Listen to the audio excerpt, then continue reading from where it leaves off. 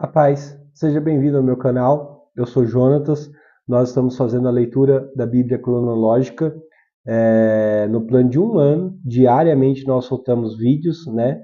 Agora nós estamos no sexto vídeo, no sexto dia do ano, e nós estamos hoje do capítulo de número 10 até o capítulo de número 13 de Jó. Jó é uma história fantástica, como todos nós conhecemos, e notória não só pelos cristãos, mas como uma fábula da humanidade, né? Jó como sabemos, o livro, já abordamos isso, o livro mais antigo da Bíblia. Jó era um contemporâneo de Abraão, é sempre bom ressaltar isso. E no capítulo de número 10, Jó está dando continuidade a uma oração que abriu no capítulo de número 9, um monólogo, na verdade, aonde ele está dizendo palavras e refletindo sobre quem Deus é, né? E por que ele está passando. Por exemplo, ele chega a falar ali no versículo 3, por que me trouxeste à vida para que eu sofresse? Então, assim, Jó ele começa a ter questionamentos e dúvidas a esse respeito, questionar todo o processo que ele estava passando. Convenhamos, era um processo muito amargo, muito difícil, né? E para ajudar, ele tem 3 camaradas ali ao seu lado que estão constantemente o afligindo com palavras. Então, Jó, eu sempre digo que Deus ele nunca vai permitir um processo que seja além ou que ultrapasse o nosso limite. Jó estava no seu limite, dentro do seu limite, mas evidentemente ele estava com muitas dúvidas a respeito de tudo que estava passando. Vide que o sofrimento que Jó está passando é sem precedente na história. Então, Jó ele tem esses questionamentos, assim como eu e você temos dentro da nossa realidade. Evidentemente, todos nós temos processos que passamos, às vezes sem entendimento, e nós precisamos entender que existe um Deus que ele sabe a nossa estrutura, o Salmo 119, conhece, nos sonda, sabe de todas as coisas, e ele vai saber o momento de tratativa, e para todo tempo existe um propósito. No capítulo de número 11, nós temos o seu terceiro amigo falando, tal Zofar, né? Ele vem falar com Jó, e esse Zofar, ele também tem uma palavra muito áspera. Por exemplo, ele vai chegar a falar assim no versículo de número 13 a 16, ali o conceito de, se você se arrepender, Deus restaurará a sua sorte. Claramente, Zofar está falando, Jó, você precisa se arrepender, você precisa nascer de novo. Lembrando, eu já comentei isso e volto a reiterar, que a visão desses 3 amigos de Jó é uma visão tradicional e religiosa, e é uma visão que não é daquela época, uma visão que se estende até hoje. É muito fácil nós nos assentarmos em uma cadeira de julgamento e por não entender o processo que aquela pessoa está falando. Nós, como cristãos, devemos assumir um posicionamento de intercessor. Quando nós vemos alguém sofrer, quando nós vemos alguém passar por uma situação, se nós podemos ajudá-lo, a primeira ajuda que podemos dar, evidentemente, é interceder, orar, clamar por aquela alma, clamar por aquela vida.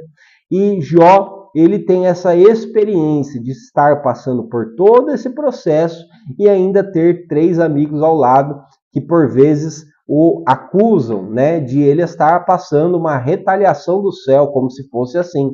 No capítulo de número 12, Jó ele vai ser enfático em responder e ele vai falar claramente. Ele vai falar assim, logo ali no começo, eu sou motivo de riso para meus amigos, eu que invocava a Deus e ele me respondia, o justo e o reto são motivo de riso.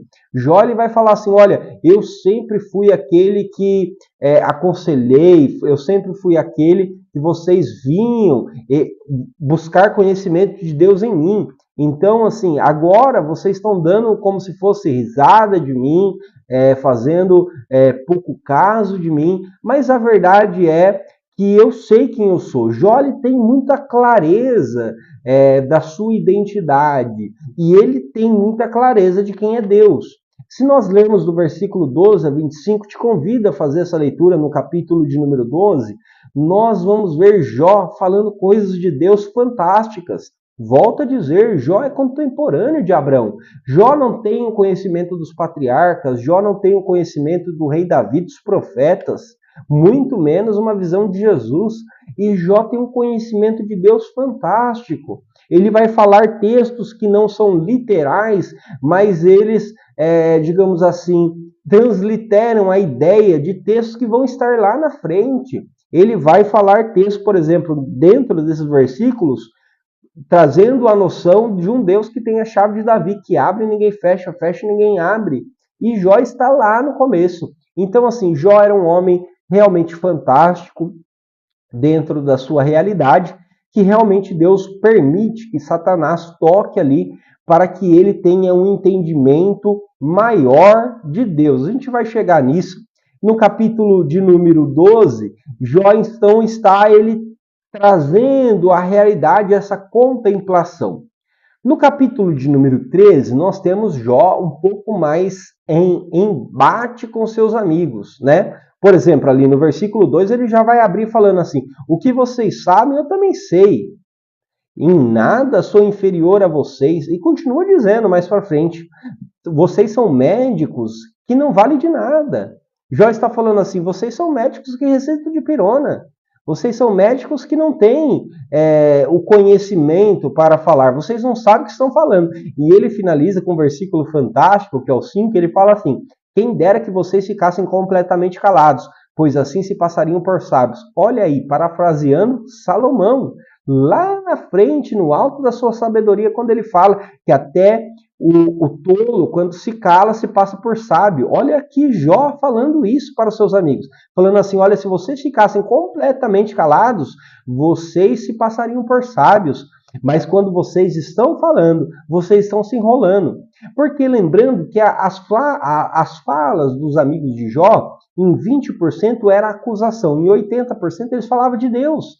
Eles falavam dos atributos de Deus, falavam coisas até proféticas. O Bildade falou: Jó, seu último estado será maior do que o primeiro.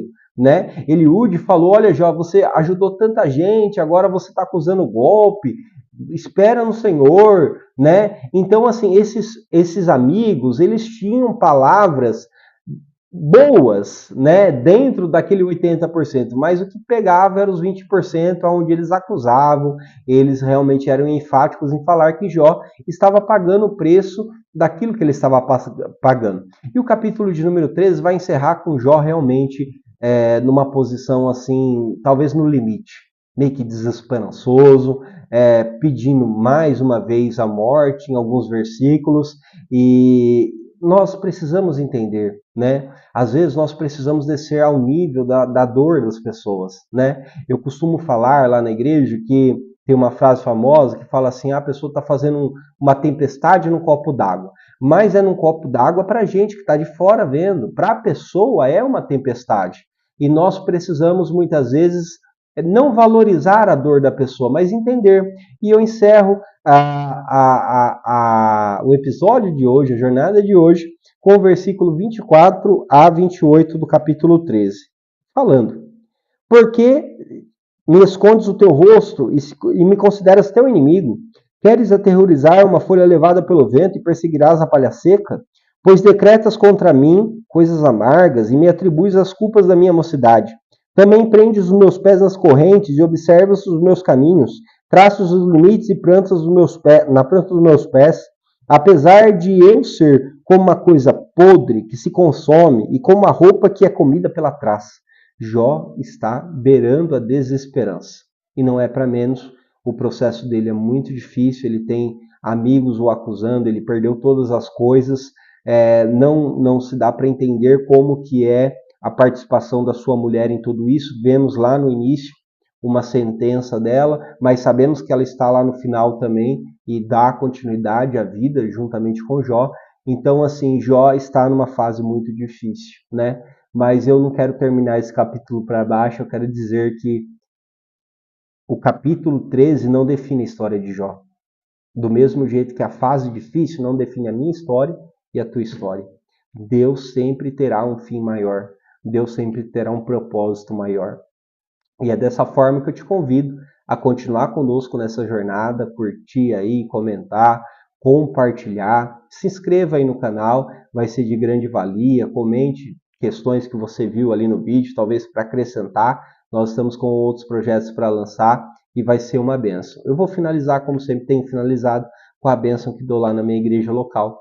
Que o Senhor Deus te proteja, te guarde onde pisares a planta do vosso pé, não somente a ti, mas aos teus. Que o Senhor te dê saúde, brinde a tua saúde, te dê prosperidade, não somente a ti, mas aos teus. Deus te abençoe.